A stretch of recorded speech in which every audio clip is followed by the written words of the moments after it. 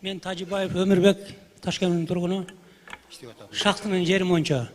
Шахтыдан бир 30 адам жер алган экен, ошо чечилбей жүрөт ушул убакка чейин. Бирөөлөр айлык алган, бирөөлөр акча алган.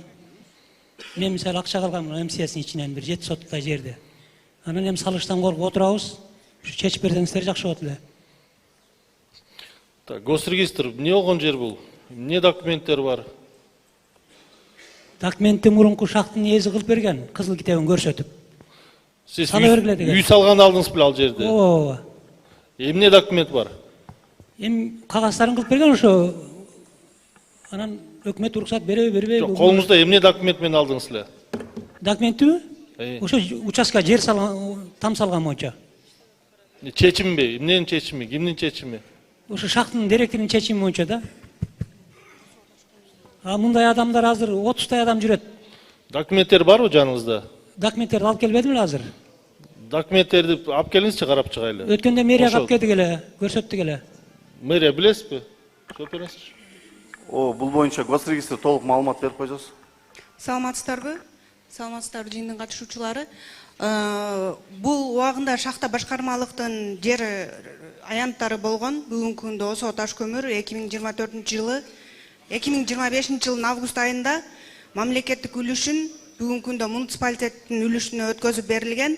Ошол маалдагы 2008-2009 жылдагы Осо Таш көмүрдүн директорлору аркылуу жарандарга Осонун балансында турган жер аянттарын үлүш катары бөлүп берип койгон чечимдер менен жүрөт.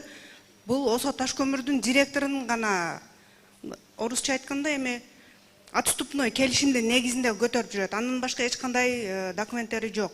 Бүгүнкү күндө бул жер аянттар Осо Таш көмүрдүн балансында каттоодо госрегистрда. Жер инспекция түшүндүрүп бериңизчи.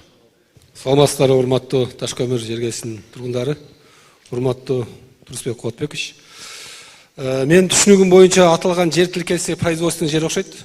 Анын бул производственный жер тилкесин шахтанын ошо Осо ЖЧК жоопкерчилик чектелген коомунун тийиштүү адистери бөлүп бере албайт. Себеп дегенде ал деген турак жайга которулуш керек, турак жайга өзүнүн мыйзам талабына ылайык жалпак тил менен айтканда тепкичтери бар.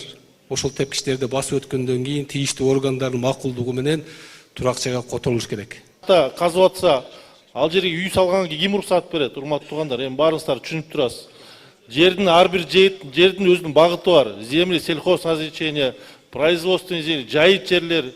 Только ошо айыл чарба салганга ошо атайын Таш көмүр шаарынын каралган жерге үй салынат. Анан шахтын жерине ким үй салганга уруксат берет? Өзүңүздөр карап көрөлү азыр кагаздарды.